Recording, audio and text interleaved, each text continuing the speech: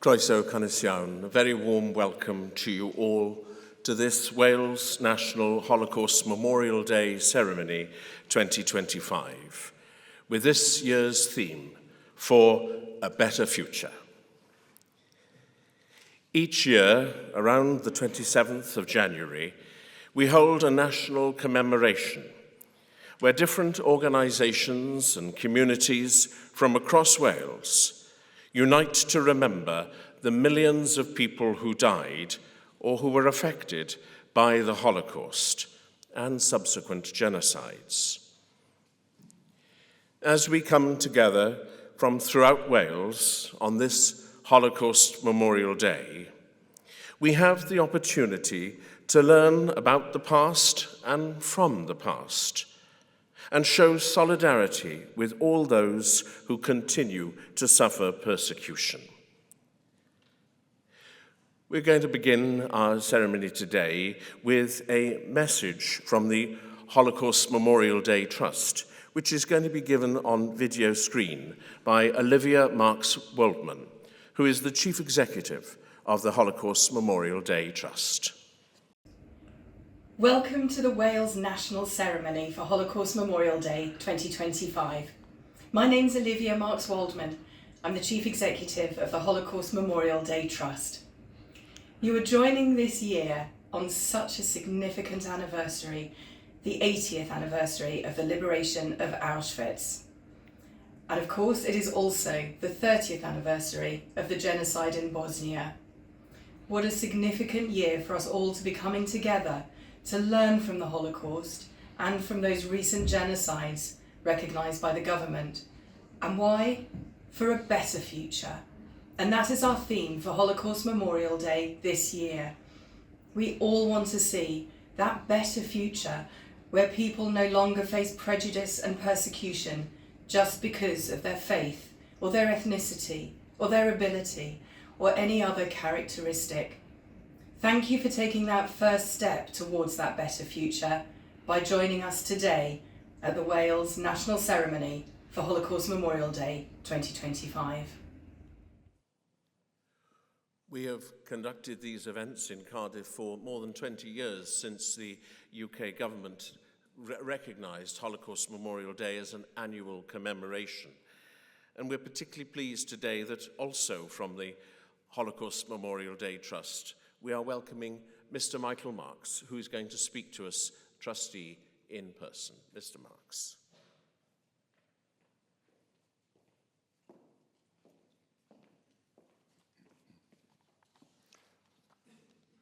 Good morning. Thank you, Reverend Lisk, for your kind words of introduction. And I would also like to welcome everybody here today on behalf of Holocaust Memorial Day Trust. I appreciate it may be an unusual thing to say, but I was so privileged for more than 40 years to have a wonderful mother-in-law. She was born in Poland. She was Jewish. Her name was Masha Nachmanson. She was a survivor of the Lodz ghetto in Poland and also a survivor of Auschwitz, Ravensbrück concentration camps, and multiple slave labor camps thereafter before she was rescued to Sweden shortly before the end of the war.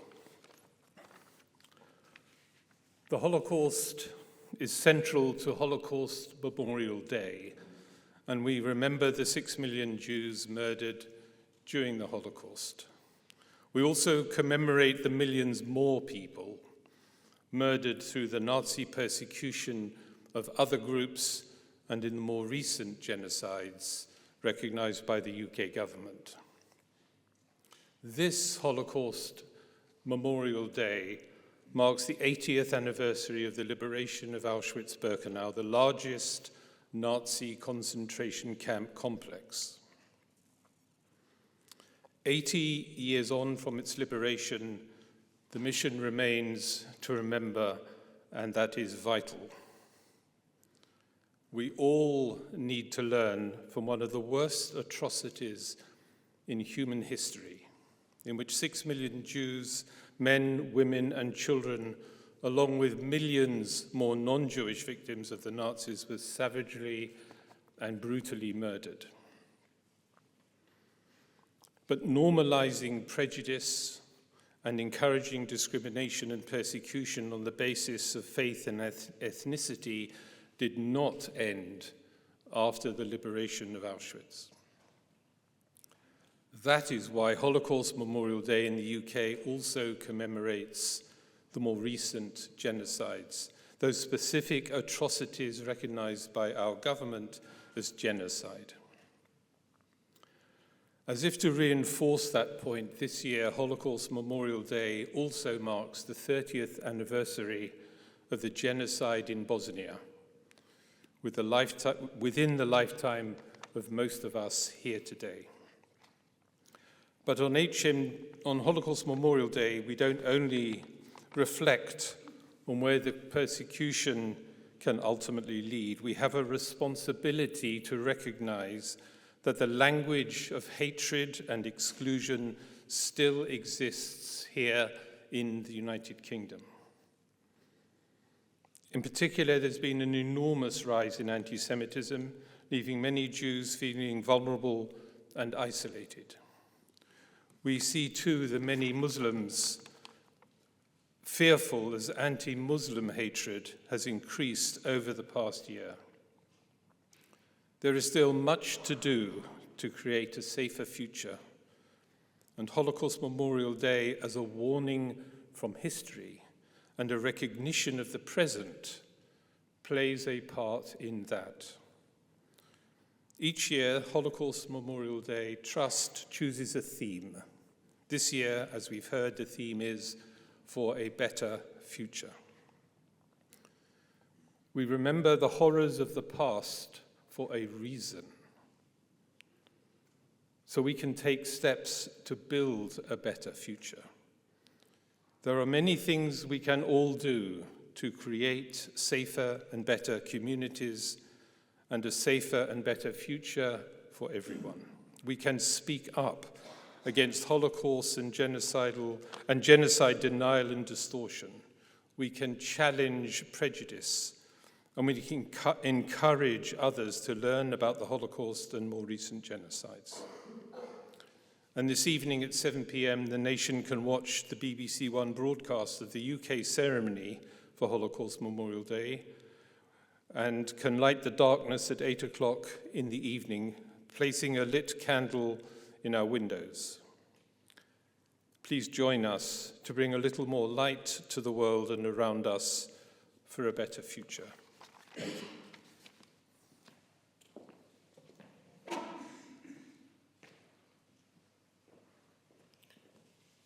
On your behalf, we thank Mr. Marks for addressing us. Each year, we hear again the Statement of Commitment, which was first composed for the first Holocaust Memorial Day. And it's going to be read on behalf of us all by the Right Honourable, the Lord Mayor of Cardiff, Councillor Helen Lloyd-Jones.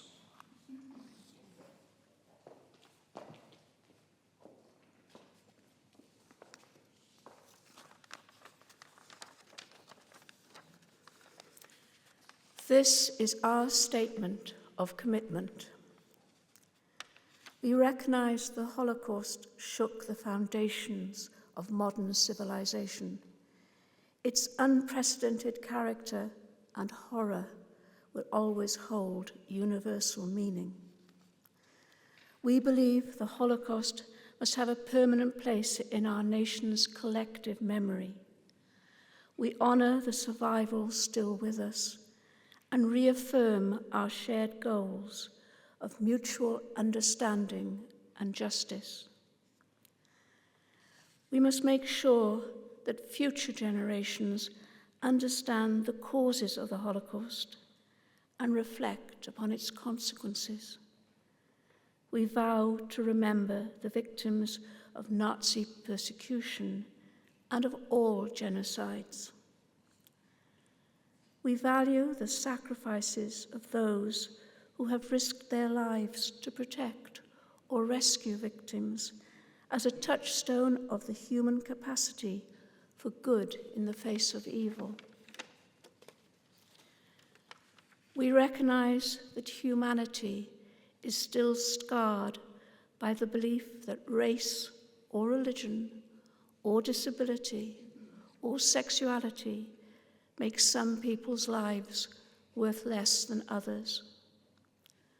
Genocide, anti-Semitism, racism, xenophobia, and discrimination still continue.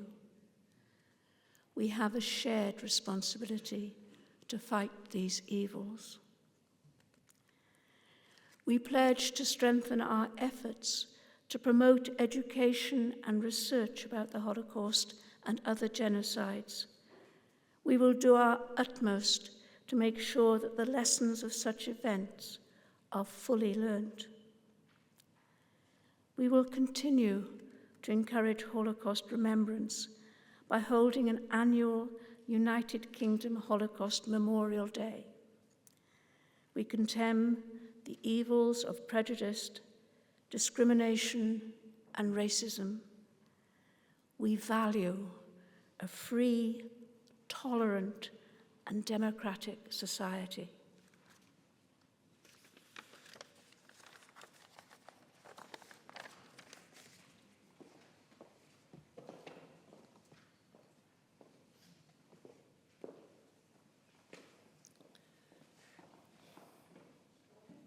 In a moment, as part of our service, our ceremony today, we're going to hear read the traditional Hebrew memorial prayer, El Molei Rachamim, which is going to be read in Hebrew by Rebetzin Adela Rose from Cardiff United Synagogue.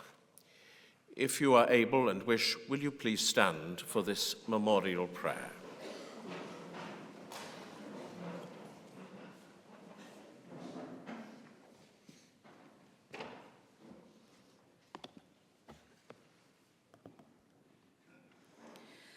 Kel Molei Rachamim, Shoichein Bamreimim, Hamtzei Menucha Nechaina, Al Kanfei Hashchina, B'ma'alais Kedoshim Utahirim, Kezohar Harakia Mazhirim, Es Nishmais, Kol Krevai Ukrevaisai, Hein Mitzad Avi, Hein Mitzad Imi, HaKadoshim V'Hatahirim, Shehumsu, V'Shenehergu, V'Shenishchatu, V'Shenisrafu, V'Shenitbeu, V'Shenechneku, Al Kiddush Hashem, Al Yedei HaTzayrerim HaGermanim Yimach Shemam V'Zechram, Ba'avor Shebli Neder Etein Tzedaka Ba'ad Haskaras Nishmeisehem, Began Eden Tehei Menuchasam, Lochein Baal Harachamim Yastirein B'Seser Knafav Li'olamim, V'Yitzrar B'Tzrar HaChayim, Es Nishmeisehem, Hashem Hu Nachlasam, V'yanuchu b'shalom al mishkveisehem, v'noimar, Amen.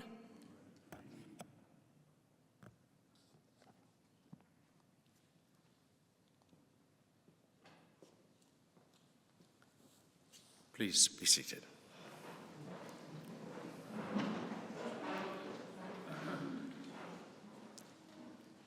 Every year, we're very pleased to welcome musicians and singers to help inspire us on these Holocaust Memorial Day services.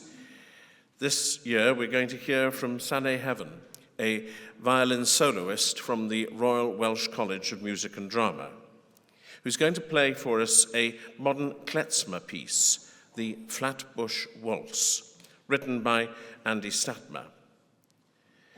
Klezmer, a unique and captivating genre of music which originated in Eastern Europe, particularly amongst the Jewish communities of Poland, Ukraine, and Russia.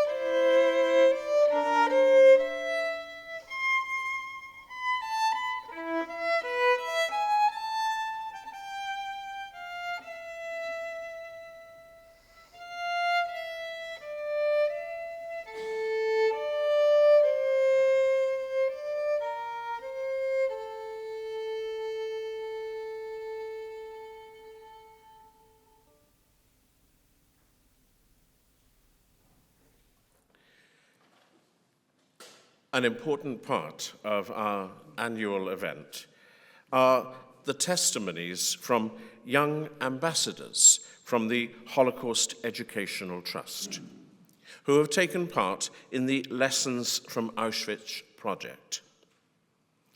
This year, we're joined by young ambassadors Manon Harv Craddock from Broadenevo School and Emily Stanley from Whitmore High School, who will share with us their experiences. Manon and Emily.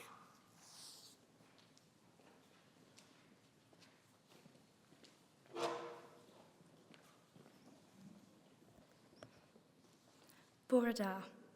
Fy enw yw Manon Harv Craddock, a dwi yma heddiw gyda Emily o Whitmore High School. Rwy'n ddysgybl chweched dosbarth yn ysgol Broadenevo Gerchin Deilo. Ces i y cyfle bendigedig fod rhan o'r prosiect LFA yn 2024, ac roedd ddiolchgar iawn am y profiad ffantastig hyn a phopeth addysgodd i mi. Dysgau siwt gymaint am yr effaith cafodd yr Holocaust ar bywydau pobl cyffredin, ac roedd hi'n anrhydedd i rannu profiadau LFA gyda'r ddisgyblion Broadenevo. Mae dysgu yn enwedig pwysig yn y ddyddiau hyn, ble mae bob math o gelwyddau yn cael ei ddweud, enwedig ar-lein. Roedd hi'n fraint trafod y niferoedd o ddioddofedd yn yr Holocaust, ond hefyd y bywydau unigolion. Roedd yr ymweliad i Auschwitz-Birkenau yn rhywbeth bydd yn aros yn fy cof trwy gydol fy mywyd. Enghraifft, yr wal gyda'r tyllau beledu. Beth oedd y sefyll allan am y wal i mi, oedd ei fod yn wrthdaro llym o beth digwyddodd yn y gwersyll. Neu, efallai y gwall cafodd yr effaith mwyaf arni. Y rhan olaf o ddynaliaeth yn cael ei stripio ffwrdd o ddiwrthynt. Gwelsom benterau o wallt oedd yn perthyn i filiynau. Roedd hyn hefyd yn sefyll allan i mi, oherwydd i mi, mae gwallt yn ffactor un o'i bodau dynol, enwedig i fenywod. Mae'n cysylltu i pawb drwydd i draw hanes. Mae'n rhywbeth ni gyd yn caru, poeni am ac edmygu. I gael hyn wedi ei ddwyn yn ddagos i mi fel y ddynoliaeth o ddioddefwyr hyn yn cael ei ddwyn hefyd. Roedd gwrando i dystoliaeth Eva Clark a gafodd ei magu yng Nghaerdydd yn hynod o emosiynol. Fod ei mam yn feichio gyda Eva yn ystod yr Holocaust. A'i profiadau hi o gwrthsymitiaeth, anti-Semitism, wedi'r ail ryfel byd yn drawniadol iawn. Mae'n rhaid i ni gwrando i storiau pobl fel Eva. Mae'n hanfodol bwysig i ddysgu'r profiadau tra bod ni'n gallu menteisio ar y cyfle. Cyn ei bod yn tro Emily siarad, hoffwn gymryd y cyfle hwn i ddweud diolch i'r Holocaust Educational Trust ac hefyd i Eva Clark am rannu ei stori gyda'r byd. Diolch yn fawr. As the final stage of the programme, we were asked to share what we'd learned. I worked with my fellow ambassador from my school to create and deliver a presentation for Year 9 pupils at our school. We were clear that 6 million is a number that is far too big for any of us to truly comprehend. To hold a minute's silence for each of the victims, we would have to be silent for just over 11 years. We deliberately used photos of Auschwitz-Birkenau that we had taken ourselves, a picture of an enormous pile of the shoes, glasses, and suitcases of the victims can communicate the scale of the Holocaust in a way that words cannot.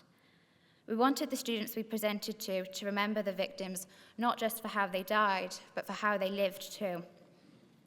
We asked them to look at a picture of Berta Rosenheim, a little girl from Germany on her first day of school, and we talked about her life before the war. A photo on the first day of school is something many of us can relate to, whether we enjoyed the experience or not. We told the class that Berta escaped Nazi Germany thanks to the Kindertransport, but her parents didn't survive. When we remember how the victims of the Holocaust lived before the war and reflect on their lives, we remember their humanity, and we can better understand what was lost. We shouldn't reduce them to a statistic. As the Holocaust moves out of living memory, young people need to be continually educated about it in a way that goes beyond facts and figures. We need to be reminded that the Holocaust wasn't that long ago, and we need to really connect with it, sit with it, and feel the gravity of it. Young people need to know so that the memory of the Holocaust will live on when there are no survivors left to tell their stories firsthand. As an ambassador for the Holocaust Educational Trust, I'm always talking about the Holocaust with people. I find the most impactful conversations I've had have been the ones where people are given the space to think about the Holocaust more deeply than they ever have before. As a history student, I'm often asked which period of history I'm most interested in, and the Holocaust is not usually the answer people expect. But their confusion makes them ask why. And the answer is that my interest stems from the belief that we must never forget what happened during the Holocaust, the 6 million Jewish men, women, and children that were murdered. I also believe that amongst the darkness there is light. There are people who refused to be silent then, and people who refuse to be silent now. We must keep sharing their stories. We must keep talking about the Holocaust. We must keep remembering. And we all have a role to play, to remember. Remember that the victims of the Holocaust were real people with hopes, dreams, and fears, just like you and me. If we forget, they suffer another injustice. I'd like to finish by reading a quote that we use during our lessons. It's a quote from Night by survivor and Nobel laureate Elie Wiesel. He wrote, "To forget would be not only dangerous, but offensive. To forget the dead would be akin to killing them a second time." And the request I have of you here today is to remember, but also to act, to call out anti-Semitism and all other forms of hate when you see it, and work towards a kinder world. Thank you so much to the Welsh Government for inviting us to be here today to share our experience and reflections on why Holocaust education is so important for young people.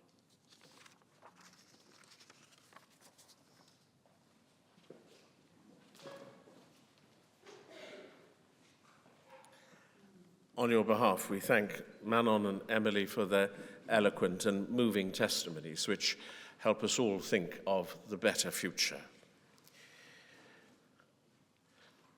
Remembering the Holocaust and other genocides is central to our commemoration. Every year we hear the reflections of people who've survived and want to share their stories so they are never forgotten. We're very pleased again to welcome today Eva Clark, who is going to speak to us today. Eva was born in Mauthausen concentration camp. Eva and her mother were almost the only survivors of their family, 15 members of whom were killed in Auschwitz-Birkenau. We welcome Eva to speak to us.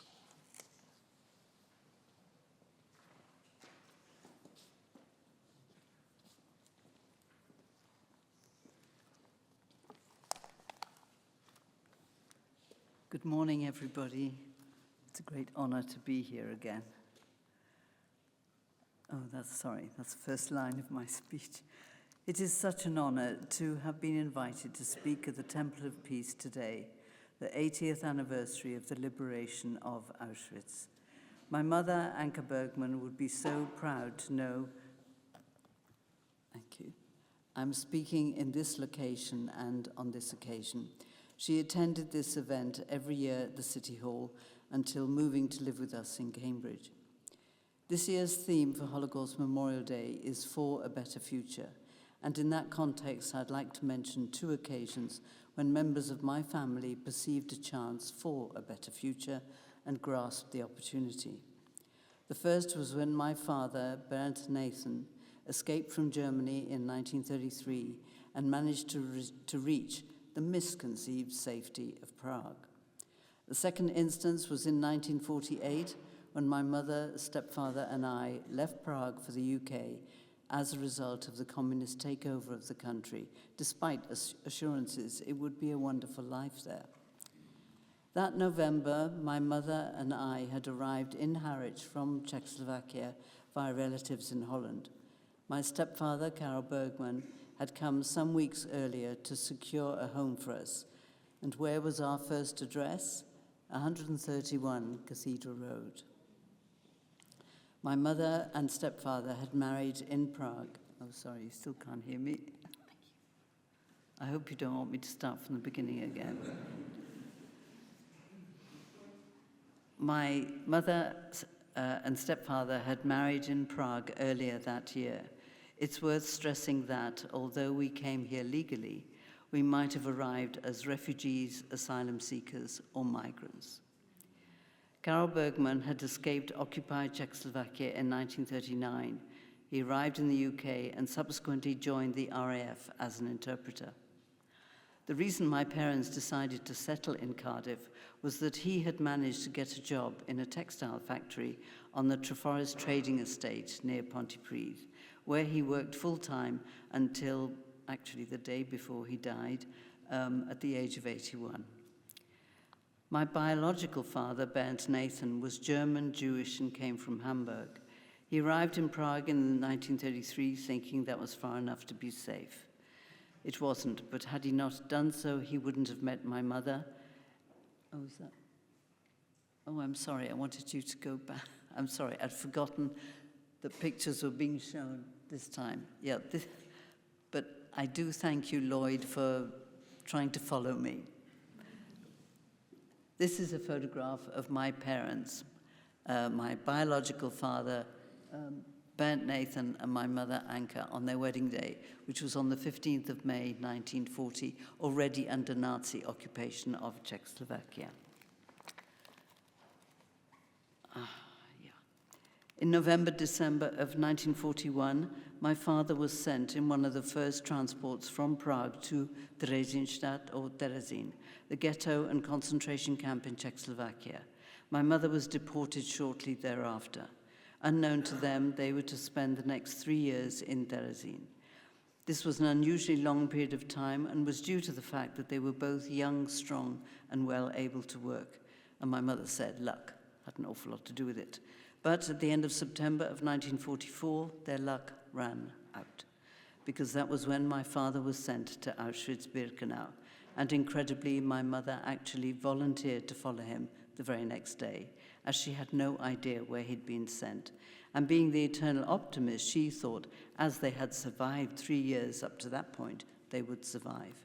But tragically, she never, ever saw my father again, and heard from an eyewitness, a friend, soon after the end of the war, that my father had been shot dead on a death march near Auschwitz on the 18th of January 1945, and Auschwitz was liberated by the Russian army on the 27th of January 1945, a week later, and that is why we commemorate Holocaust Memorial Day today, the 27th. When families first arrived in Terezín, the sexes were segregated. But nevertheless, in 1943, my mother discovered that she was pregnant. And when I asked her about this as a very curious teenager, she replied in a discreet way by saying that, although it was extremely dangerous, she and my father got together secretly, as and when they could, and to hell with the consequences. End of story. But it was not the end of the story, and there were very, very serious consequences, because to become pregnant in a concentration camp was considered by the Nazis to be a crime punishable by death, because they were trying to annihilate, they were trying to murder every single member of the Jewish people. They couldn't prevent women coming into the camps pregnant, but the reason for the segregation was so that they could not become pregnant while there. And when they discovered that my mother and 4 other women were also pregnant, they made these 5 couples sign a document that said that when the babies were born, they would have to be handed over, to be killed. Except they didn't use the word kill, they used the word euthanasia. My mother never heard the word euthanasia. She had to go and ask somebody what it meant. In the event, my brother Jiří means George, he was born in February of 1944. He was not taken away from my parents, but died of pneumonia 2 months later. And his death meant my life and my mother's life. Because had she arrived in the Auschwitz-Birkenau death camp, holding my brother in her arms, they would have both been sent straight to the gas chambers. But because she arrived there not holding my brother, and although she was pregnant again, this time with me, nobody knew.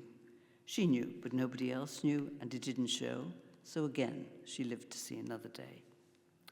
Along with other young women, my mother was sent out of Auschwitz to a slave labor camp, an armaments factory in a place called Freiburg in Germany near Dresden. And this, she was sent out because she was still strong enough for work. Unknown to her, Anka was to remain in Freiburg for the next 6 months, from October 1944 to the end of March, beginning of April 45. becoming progressively more and more starved and more obviously pregnant. This was very dangerous for her, as upon discovery, she might well have been sent back to Auschwitz to be killed. But Auschwitz had been liberated before the Germans discovered it, so luck was still with her. And it continued to be with her when the factory was evacuated at the beginning of April. About 2,000 prisoners were put on a train, not cattle trucks this time, but coal wagons, open to the skies and filthy. My mother was on this nightmare of a journey for 17 days, with no food and hardly any water. The train eventually arrived in Mauthausen, a beautiful village in Austria on the banks of the Danube near Linz. My mother always maintained the shock of seeing the name at the station provoked the onset of her labor, and I was born in the most dire of circumstances on a cart between the station and the camp. There are 3 reasons why we survived, and the first is a very chilling one. On the 28th of April 1945, the Nazis had run out of gas for the gas chamber. Well, my birthday is the 29th. So presumably, had the train arrived on the 26th or 27th, again, I wouldn't be here today. And the second indirect reason we survived was because of Hitler's suicide on the 30th of April. But the third and the best reason was liberation by the US Army on the 5th of May. Anka reckons she wouldn't have lasted much longer, as at the time of my birth, she weighed 5 stone, 35 kilograms, a scarcely living pregnant skeleton. And they think I weighed about 3 pounds. 3 weeks later, when my mother was strong enough to travel, we were repatriated to Czechoslovakia. My mother always said that arriving home at Prague station was the worst aspect of her 3.5-year incarceration in camps. Because up to that moment, she'd never allowed herself to think about what might have happened to all the rest of the family. Eventually, Anka discovered her parents, sisters, nephew, my father, and most of the members of the extended family had been murdered in Auschwitz. My mother always said she just had to get on with life, and she was the only person I had, and in fact, she said I gave her a reason for living. Oh, I'm sorry, I haven't told Lloyd to move on with the photographs. Lloyd, can you move on? Yeah, that's the one I wanted. Sorry, this all looks very unrehearsed. Well, it is in a way. I apologize. Yeah, guess who? I know I've changed a bit. I don't have plaits anymore. Well, I do have the plaits, but they're a different color. As you can see, this is a very happy picture. We're on our way to my first school prize giving, where my mother shed a lot of tears. Well, all parents and grandparents shed tears at prize givings, but I think she might have cried a bit more because, unknown to her, I was about to receive a prize for reading, and I hadn't spoken a word of English the year before. But again, I'm sure you know little children learn other languages very quickly. Arriving in Cardiff station on that cold, wet November night, my mother, she always said this, I'm not just saying it now, she always said, she instinctively knew that we would have a better future here. And we did. Creating a new family unit was how my parents coped with the tragedy that had befallen both their families. My mother and stepfather were so thankful to have been given the possibility of starting a new life here. And I'm so grateful because if we hadn't settled here, I wouldn't have met and married my husband Malcolm, who was born in Krakow. And can you please read the rest? I can't. Yes, of course. I wouldn't have met and married my husband Malcolm, who was born in Krakow and grew up near Abergavenny. His father, Kenneth Clark, was a solicitor in Ebbw Vale, and his mother, Marion, taught singing at the Welsh College of Music and Drama, when it was based in the castle. And to add to my Welsh credentials, last year I was so honoured to be given the freedom of Blaenau Gwent. My mother lived very happily in Cardiff for over 60 years before she came to live with us in Cambridge, 3 years before her death in 2013, aged 96. Thank you. You can go on to the last picture, please, Lloyd. That's my 4-generation photograph. Yeah, thank you. Thank you.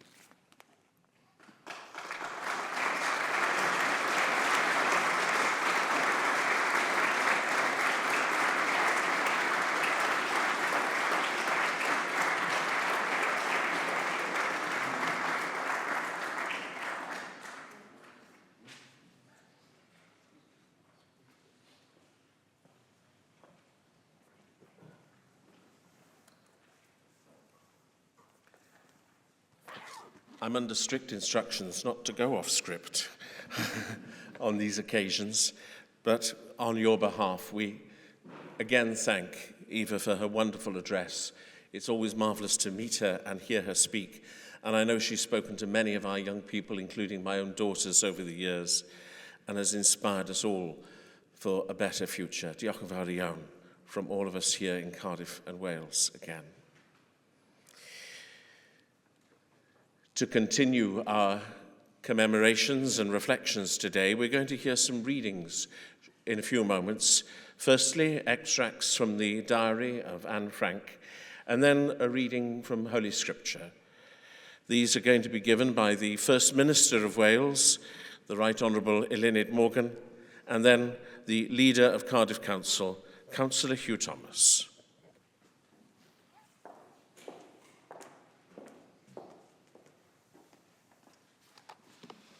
Can I thank Eva for that incredible testimony and tell you how proud we are that you came to Wales and that you found here the sanctuary that you needed and deserved. Diolch yn fawr iawn. Extracts from a diary of a young girl by Anne Frank. Dydd Mercher y 30 o Chwefror 1944. Y feddyginiaeth orau I rhai sy'n ofnus, unig neu'n anhapus ydy mynd allan I rwle lle gallen nhw fod ar eu pennau hunain, yn un ar awyr, natur a Duw. Oherwydd bryd hynny'n unig, y gall rhywun deimlo fod popeth fel y dyle fod, a fod Duw am I bobl fod yn hapus yng nghanol prydferthwch a symledd natur. Cyhyd ag y peri hyn, a dylai hynny fod am byth, mi o'n I y bydd cysur I bob galar, byth bynnag fôr amgylchiadau. Rydw i'n credu'n gydwybodol y gall natur ddwy'n cysur I bawb sy'n dioddau. A phwy a oer efallai y gallai I cyn bo hir rannu'r teimlad aruthrol hwnnw o lawenydd a rhywun sy'n teimlo yr un fath a fi. Dy Anne.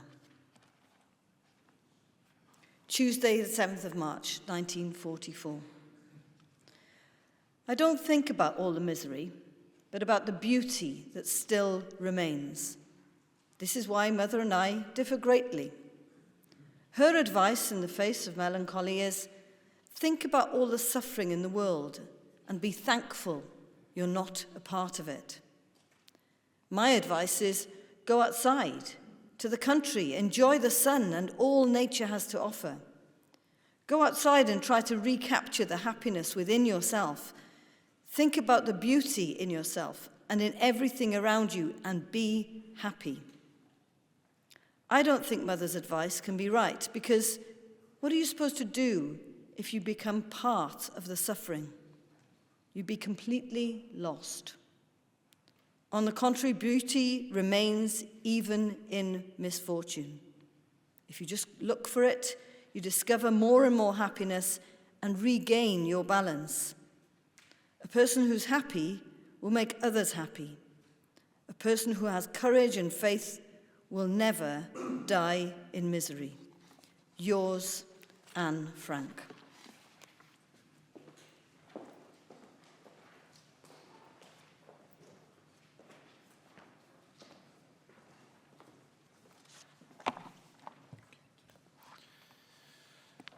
A reading from the book of Jeremiah. Cafodd darlleniad o lyfr Jeremiah yn 9 bennod ar 20. Oherwydd my fi sy'n gwybod fy mwriadau a drefnaf ar eich cyfer, meddy'r arglwydd. bwriadau o heddwch nid niwed, i roi i chwi ddyfodol gobeithiol. Yna galwch arnaf, a dewch i weddio arnaf, a gwrandawaf arnoch. Fe'n ceisiwch am cael, pan chwiliwch a choll galon ddim cewch, medd yr arglwydd. Ac adferaf i chwi lwyddiant, a'ch casglu o blith yr holl genhedloedd ac o'r holl leoedd y gyrraes chwi iddynt, medd yr arglwydd.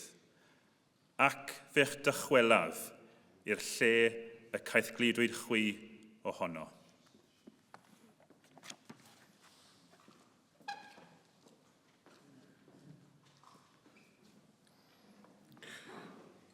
On Holocaust Memorial Day, we also remember those who have died or suffered in other genocides. We will now hear from Safet Vukalic, who will tell us about his experiences of surviving the genocide in Bosnia, which took place 30 years ago. Safet.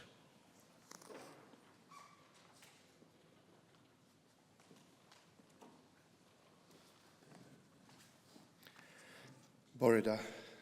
Dear friends, thank you for participating in today's Holocaust Memorial Day event.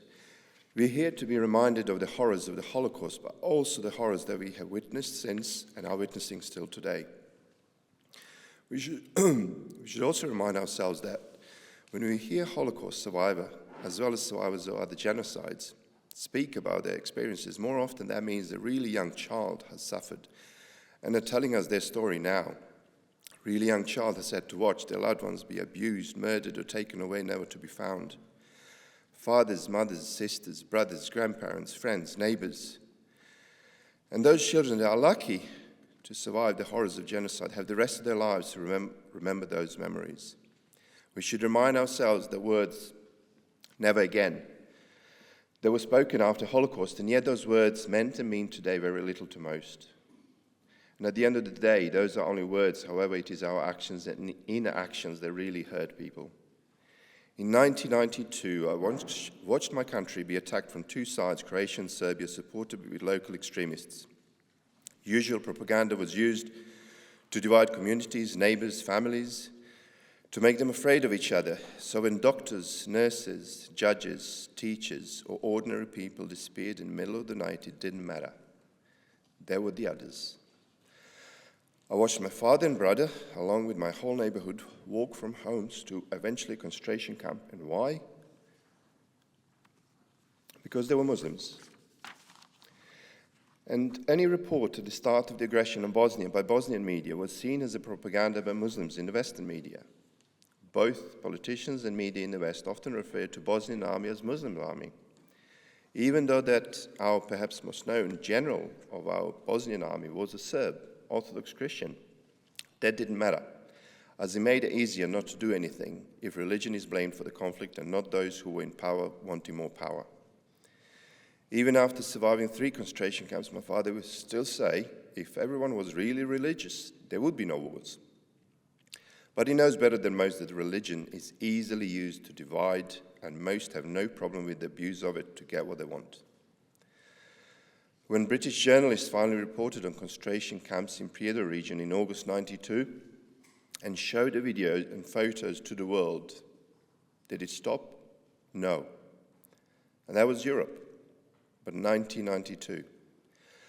To many, Milosevic at the time was seen as the person who has a solution for the Balkans, for Europe. He was seen as someone that West can work with. We were marked to disappear. The war raged on for 3 years after their video report, because at the time it was Muslims who were suffering and who were being exterminated. And simple solution that Milosevic and Tudjman, presidents of Serbia and Croatia, had was to remove enough Muslims so that they can divide Bosnia and Herzegovina between them. The world continued to watch. Capital Sarajevo was bombarded every single day of the war, the longest siege of a capital city in modern history. The old bridge in Mostar that connected communities for centuries, surviving 2 world wars, was destroyed in 1993 by Croatian army. And then came July 1995. After UN gave up on other 5 safe havens, and it all ended with Srebrenica. Again, the last safe haven UN was supposed to protect was abandoned and given to Serbian army. This followed with predominantly men being taken away to be executed and some women taken away for other reasons. Those who tried to make it to safety through the woods and mountains ended up being hunted and massacred, all whilst UN soldiers watched. This, however, I see as not the fault of those soldiers, but fault firmly sits with those sitting at the UN and Security Council, not willing to stop conflicts before they get bad enough that the world can use the excuse and claim that it is not possible to do anything. And let's not forget, genocide against Tutsis in Rwanda happened in 1994, where the world failed again. Even after 30 years, there are families in Bosnia that are still waiting to find remains of their loved ones. Many have passed away without having a chance to say goodbye, to have a grave for those lost. Sites of concentration camps have become factories, and those who celebrate war criminals and hail them as heroes and deny genocide do not allow us to even mark those sites as a memorial site. In fact, they wish we would stop talking about it. And the world still watches. Friends, I know we're better than this. We need to turn back the time, and we need to want never again. Let's not be afraid of talking about genocide, but let us want to prevent it from happening in the first place. And this starts at home, street, family, neighbors, friends, co-workers, building better communities, understanding and learning every day. Why not see what we can learn from every war, genocide or no genocide, and see how we can prevent a future one? Why wait for next again?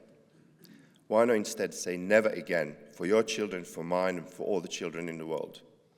Let's build a better future for us all. Thank you.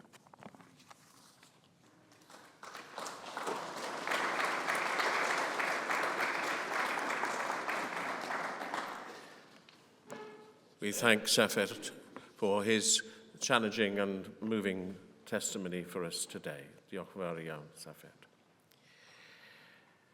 We're now going to hear from Abby Carter, co-chair of the Remembering Srebrenica charity, who's going to read for us Tormented Hearts, a poem by Mishba Sheikh, written in response to the atrocities committed in Srebrenica in 1995.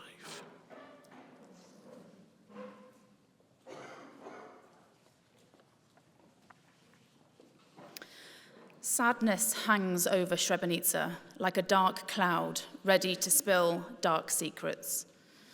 Snowy white hills frozen, still tainted by the dark designs of an evil man's dream. Rivers flow as they always did. The sun sets and rises on a land butchered, violated, desecrated. The silence is penetrating, desperate. Where is the outcry, the indignation, the protests? Women sit in broken homes, waiting for the wait to end, praying someone might hear their story as it murmurs through the chilling landscape. In the face of denial rages a truth undeniable. Eyes that saw too much meet with eyes that saw nothing. Tormented hearts pause for a moment at the smallest thought of freedom.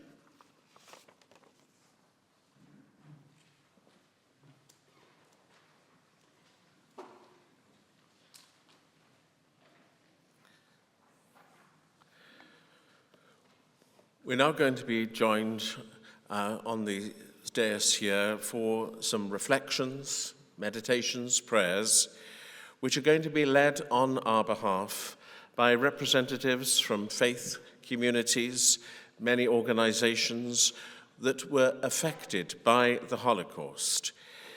Please remain seated as we make these reflections, but please do join in with the responses which are printed on your order of service. They're going to be led for us today by His Grace Archbishop Mark Toole, Archbishop of Cardiff.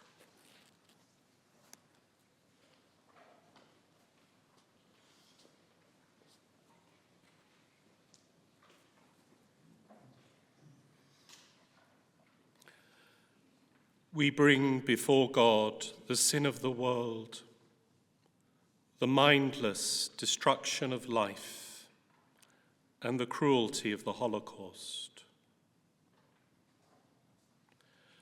We remember the joy of living that was extinguished in so many cities, towns, and villages. We pray that we will have the courage to speak up against oppression and speak out for justice and peace. We pray for all who have died.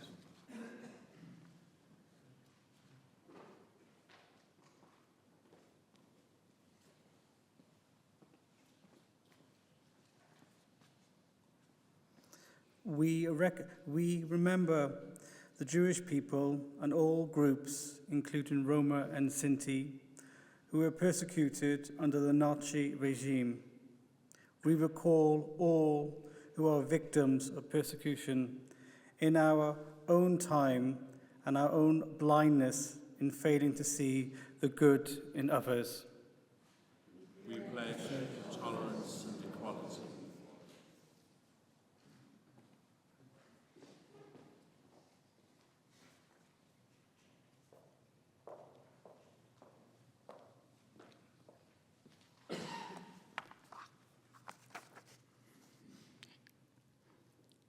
We remember all survivors who live with the daily remembrance of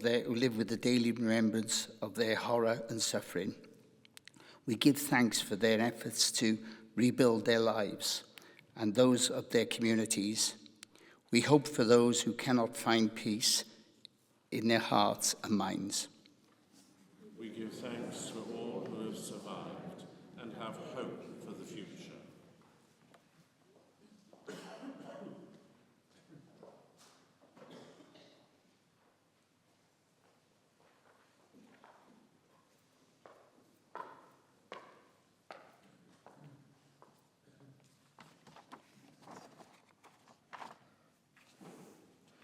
We pray for fellowship and reconciliation between nations and peoples. We ask God to guide the leaders of the nations in the ways of justice and liberty. We pray for our leaders and our country.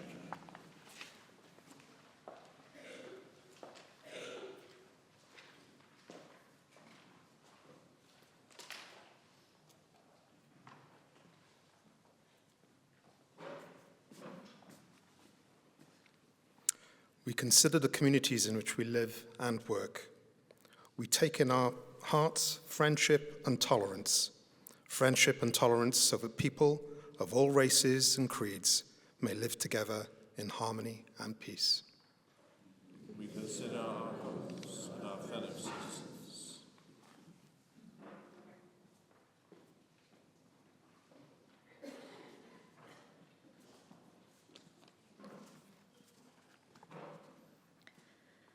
Gobeithio'n amlesiant pawb sy'n gweithio I ailgodi gwledydd a bywydau sydd wedi chwalu. Ystyrioen y fwyduriaid a phobl sydd wedi gorfod symud o'r cartref a phawb sy'n dioddef yn sgil trychneb naturiol neu ddynol. Gofynnon am y bobl y byd deimla'n gyflawn ac yn iach mwyn I deulu dyn adnabod goleuni, diogelwch a llawenydd. Apeliwn am diogelwch a heddwch.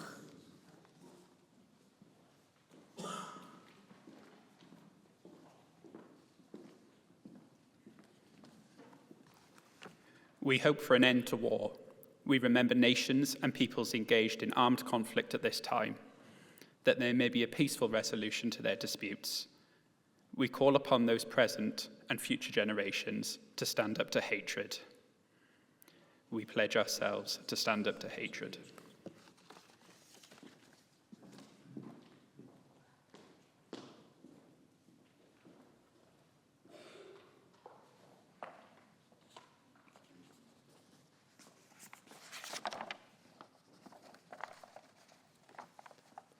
As we gather here today to remember all those who were affected by the Holocaust 80 years ago, and also recall others who have lost their lives and loved ones in atrocities since.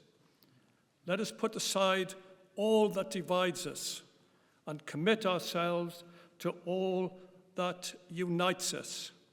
Safon gyda'n gilydd yn un teulu, so that we may stand together as one human family.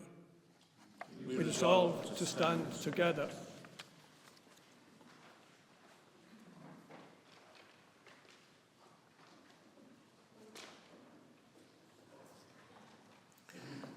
On your behalf, we thank all those who've led us in reflection and prayer.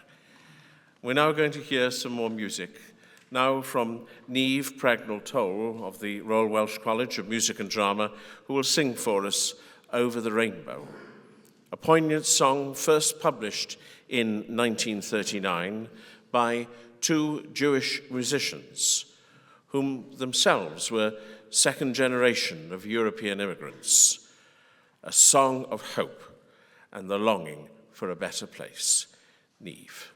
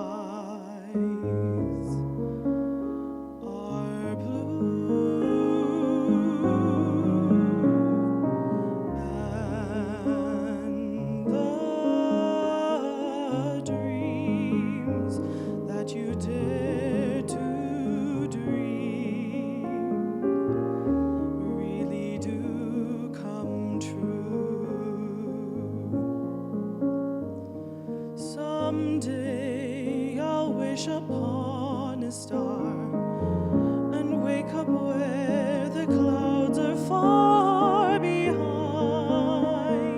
me.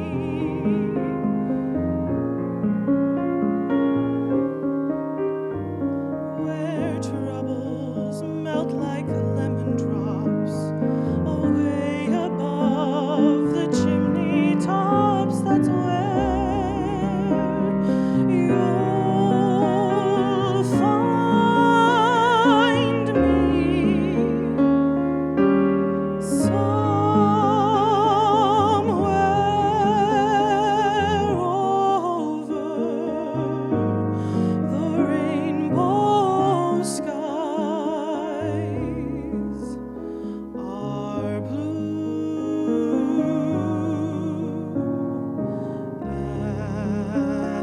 and the dreams that you dare to dream really do come true.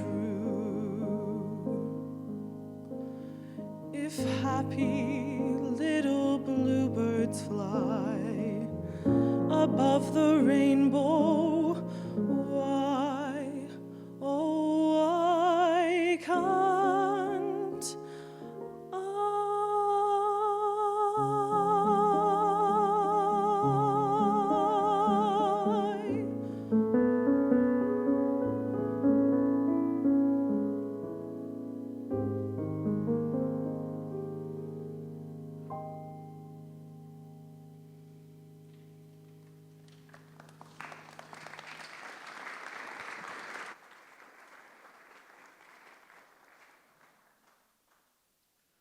Grateful to Niamh for her beautiful music for us today.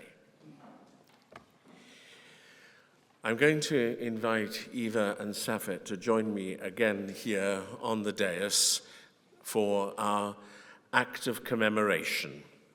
In a few moments, we're going to join together in making this statement of commemoration and remembrance, and then light the candle, as we always do on these occasions, in memory and remembrance of all those who died in the genocides we've recalled today. Please, will you stand if you're able and willing? Please join with us in saying in the language of your choosing, "We light this candle in memory of all people, each known to you by name, who perished as a result of human action. We light it as a sign of our determination to dispel darkness wherever we may find it, and of our commitment to live for the establishment of the kingdom of heaven on earth."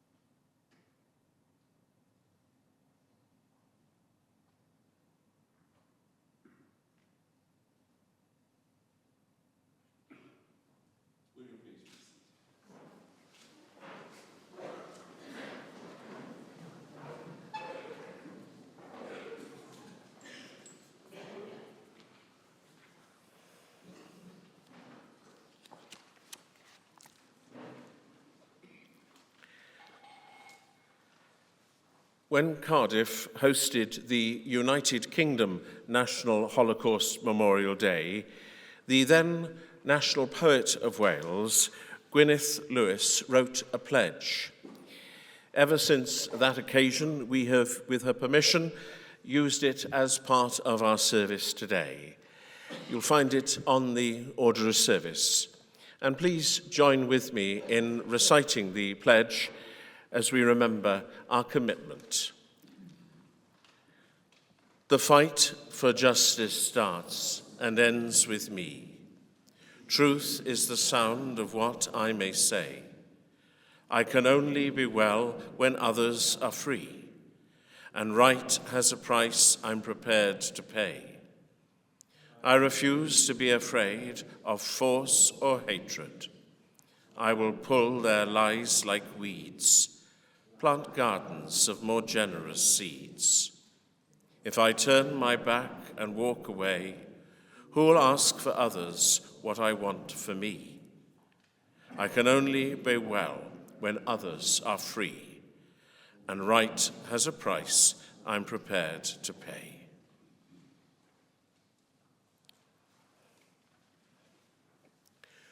We're coming towards the conclusion of our service here today.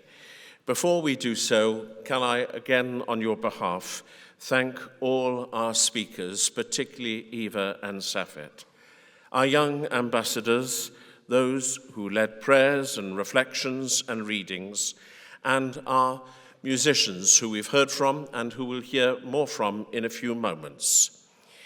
The very nature of this occasion is a solemn one, but with the theme today of For a Better Future, we do go out from here with hope, particularly with the witness and testimony of our young. Again, the solemnity of the occasion perhaps reflects on our reactions to some of what we've heard today and what we have listened to and the music that we've enjoyed. But perhaps we can give a proper appreciation now to everyone who's participated today.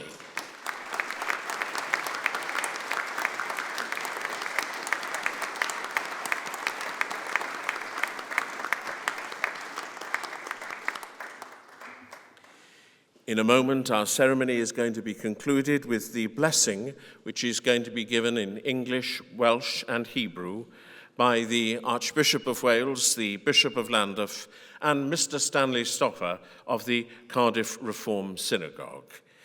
Following the blessing, we're going to hear from CF Music Education Senior Choir, some wonderful young people who are going to sing for us Shalom.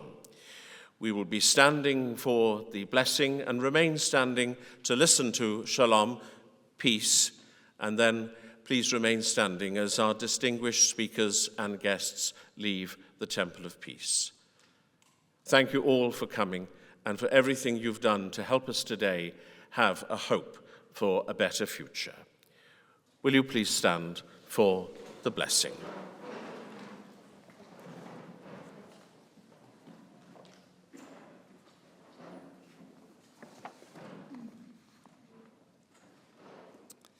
The Lord bless you and protect you. The Lord make his face shine upon you and be gracious to you. The Lord turn his face to you and give you peace. Bwyd i'r arglwydd eich bendithio eich gwachod. Bwyd i'r wyneb i'r arglwydd dywyni arnoch, a bod yn rathol tuag atoch. Bwyd i'r arglwydd drwy ei wyneb tuag atoch, a rwy i chwi hedd.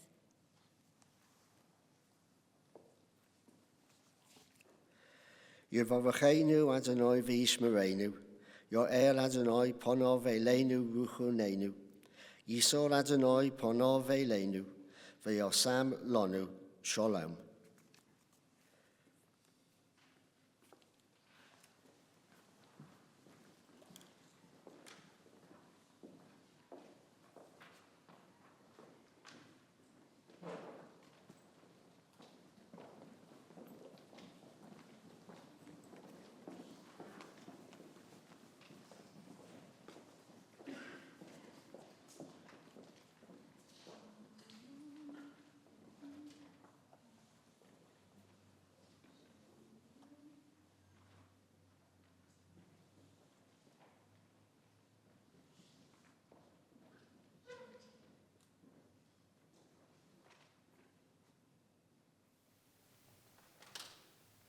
Shalom.